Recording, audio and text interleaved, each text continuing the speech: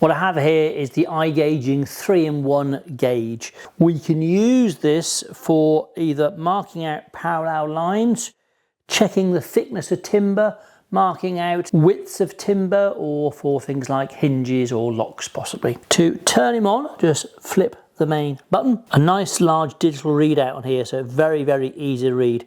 Either set him up in millimeters, or a flip of the switch you can go to inches, or you can go to fractions.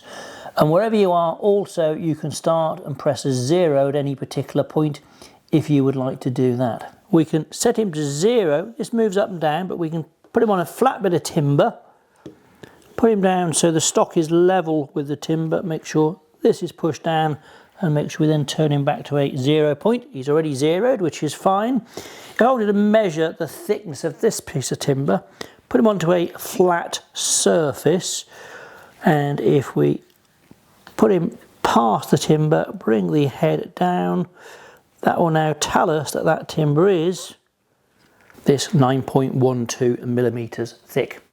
If we wanted to mark out the width of this timber to a particular size, we could do it with a normal marking gauge and try and set the marking gauge up to a ruler. But if the eyes are failing a little bit, it's quite tricky to get the gauge set exactly right to the ruler. With this one, as we bring him in and out, we can set him up to whatever width we decide is going to be the right size. It is very, very accurate. So you can bring it up to the exact size that you are looking for. Lock him off. And then you can use them as a traditional marking gauge to mark out the width of the bit of timber you are trying to perhaps plane down to. Also, we will use it for marking out perhaps the shoulders of dovetails, or maybe the shoulders of tenons.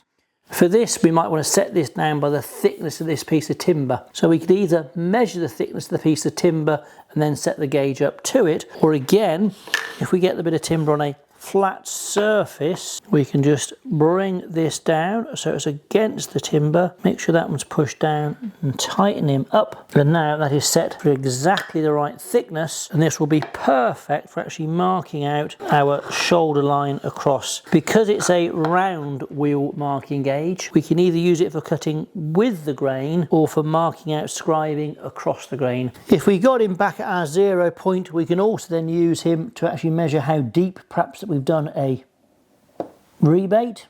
So we're just a fraction over 8 millimeters there.